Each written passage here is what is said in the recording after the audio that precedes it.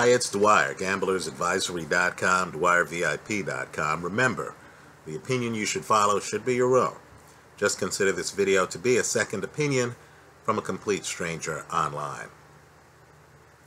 I expect Adonis Stevenson to successfully defend his light heavyweight title over Thomas Williams. I'll be surprised if Stevenson isn't able to close the show and get a KO. Right, the bet I'm recommending here is to take Stevenson to win the fight, and you also want a little portion of your bet on Stevenson by KO.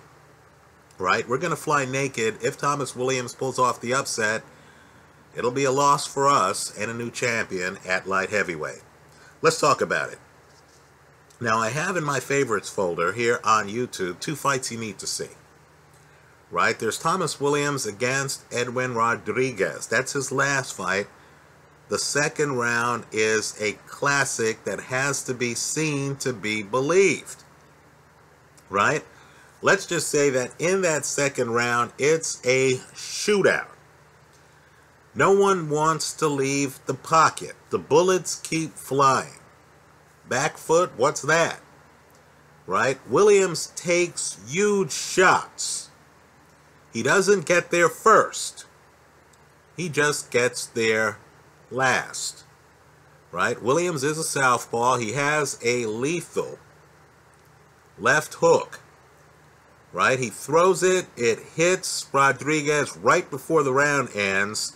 Rodriguez hits the canvas. When he gets up, the ref didn't think he could continue. Right? Now, first, couple of things. I'm not here to say that Rodriguez wasn't badly hurt. But in my opinion, especially early in fights, referees need to have a sense of when the round's going to end. Right? Had the ref let that fight continue, Rodriguez would have had a minute to sit down with his corner, clear his head, and then come out for the next round. Because it was still early in the fight, Rodriguez probably had better recuperative powers than he would have had, let's say, after 10 draining rounds or 11 draining rounds or what have you. Now, while I thought the fight was stopped a bit prematurely, right, and Williams does take a big shot, what I want you, the handicapper, to think about in this fight is just how often Williams gets hit with big shots. Right? He's over by the side of the ropes, but he's not really covering up. He's firing bullets back. He's getting hit a lot. Right? I don't see Adonis Stevenson getting hit that many times. I would question Williams' defense. In fact, let's go one step further. Williams is a hunter. Big puncher. He's a guy who is accustomed to imposing himself on others. He's the one who, is doling out the flat-footed punishment. I don't think a hunter guy like this has a plan B on how to cope with life when he's the hunted. Now, I have a second Williams fight up in my favorites folder, and it's really one that deserves a hard look. It's Williams' loss to Gabriel Campillo. Right? Now, let's just say, Campillo, not a big puncher. More of a stylistic guy than a puncher. The fight starts. Williams is coming forward. Williams is throwing big punches. Williams has a bit of a three-dimensional game to him, right? So he bends low. He hides his body. He's throwing big punches. He comes in with big punches. But you're going to notice, as he throws big punches, he himself is wide open. The punches themselves are wide. Right? He's not throwing short punches and keeping a hand back. He doesn't let his hands go and hide himself. You know the way fighters will jump to the side, let their hands go, so as I'm getting hit with big shots and I'm trying to counter, I can't find the guy. No, here, Williams basically unloads. He's right in front of you. It's like, find me, please. Hey, did you forget about me? I'm right here. Now, the fight starts. He's too much for Campillo in that first round. By the end of the second round, Campillo has figured him out. Campillo's on his front foot. The third and fourth rounds are shocking. It's a Hunter backing up. Right? Campillo, non-knockout puncher, is hunting him down. Williams looks unsure of himself and vulnerable on his back foot. Then we get to the most interesting part of the fight. And keep in mind, Teddy Atlas thought that Williams was going to win by KO in about 6 or 7 rounds, right? Williams, highly regarded by boxing insiders. Here's the way the fight ends. The fourth round, Williams is trying to move away from Gabriel Campillo. You would have thought Campillo was Mike Tyson, right? Williams has a cut on his eye. Now, it's the end of the fourth round. Young lions who are unbeaten don't want to have their cherry popped, right? The hardest time to me to beat an unbeaten fighter is that first loss, right? Because every unbeaten fighter thinks that the sport's easy and they're going to retire unbeaten. That unbeaten streak is one of the most important things they have in their lives. Here, at the end of the round, after Campillo has Williams backing up, right? Williams is up against the ropes here. He's up against the ropes here. Believe it or not, it's Williams's corner who calls over the doctor. Think about this, right? The corner calls over the doctor. The doctor then looks at his eye and stops the fight.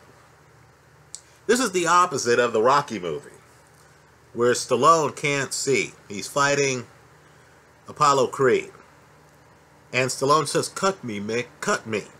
Because he needs to drain the blood, right? So he could have an eye open.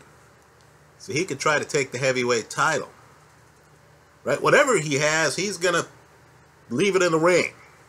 No, this is the opposite. This is a corner looking at their fighter against a fighter who's not a knockout puncher and realizing that their fighter was getting beaten up, right, and had nothing left. Now let's talk about Stevenson. I know, here online, I've said hard things about Stevenson, right? When I mention Stevenson, it's usually right before I say, I would take James DeGale to beat him today. I take Andre Ward over Adonis Stevenson, right? You always hear me criticizing Stevenson. But, let me say, just like Thomas the Hitman Hearns had a spectacular right hand, A+. Just like Vladimir Klitschko has a spectacular right hand, A+, right? Especially the long right. Fellow Emmanuel Stewart disciple, Adonis Stevenson, right? And Stevenson revived his career with Stewart, has an A+ long left hand. It's A+, right? The sport doesn't have too many A+ punches, right? Deontay Wilder, long right hand. That's an A+ punch, right? Canelo, left hook and long right hand, A+ punches. When Adonis Stevenson hits you with that straight left, you end up like Chad Dawson did. Done. Right? Done. I know Fonfara and I know Sakio Bika, two veteran fighters, were able to survive 12 rounds. But let's not kid ourselves. Fonfara gets popped early in that fight. He has problems early, right? The secret to Stevenson is that Stevenson doesn't have to set his feet as long as a guy like Thomas Williams does, right? Williams is really flat-footed when he's throwing big shots. Now that works on the way up. At championship level, I believe Adonis Stevenson's just going to look at his feet. He's going to know, okay, he's all flat-footed, he's ready. Let me just back away from the pocket. When Stevenson comes in to throw his Sunday punch, that great left hand, that straight left hand, Stevenson only has to drop that front foot momentarily. Right? He doesn't have to, go flat-footed and stay in the pocket. He only has to be in the pocket momentarily. Right? I believe that's the difference between these two fighters. I don't think Stevenson's going to stick around to get roughed up in the pocket like Edwin Rodriguez did. Right? Stevenson doesn't like to get hit like that. I think Stevenson's going to be outside jumping around, the way Stevenson does it. Then he's going to be surgical. He's going to come in. It's not going to be sustained. He's just going to come in, throw that left hand. Right? If it hits, world changes. Because I don't think Williams hurt knows what to do. Both of these guys have faced adversity. Right? Williams had a tough fight against the Beast, Cornelius White. Williams obviously had a tough fight against Gabe Campillo. His fight against Edwin Rodriguez, I know it's only 2 rounds, that was a tough fight. Right? Stevenson was getting roughed up by Fonfara in the second half of that fight. Right? But Stevenson got stopped, for crying out loud, by Darnell Boone, the same guy who dropped Andre Ward. Right? So both of these guys have had car crashes. The difference, though, is I think Williams, when he's hurt, he's not as clear-headed as Stevenson. And Williams takes more punishment than Stevenson. I like Stevenson here. I think Stevenson's going to jump around, come in, big left hand. I think he's going to find a wide-open Williams because Williams, again, throws his punches a little wide. Right? And he's a guy who's so accustomed to doling out punishment that it's only now in his career that the bullets are flying back at him. Right? Stevenson, to me, is the crisper puncher. More importantly, Stevenson is the faster-footed individual. I like Stevenson here to defend his light heavyweight championship.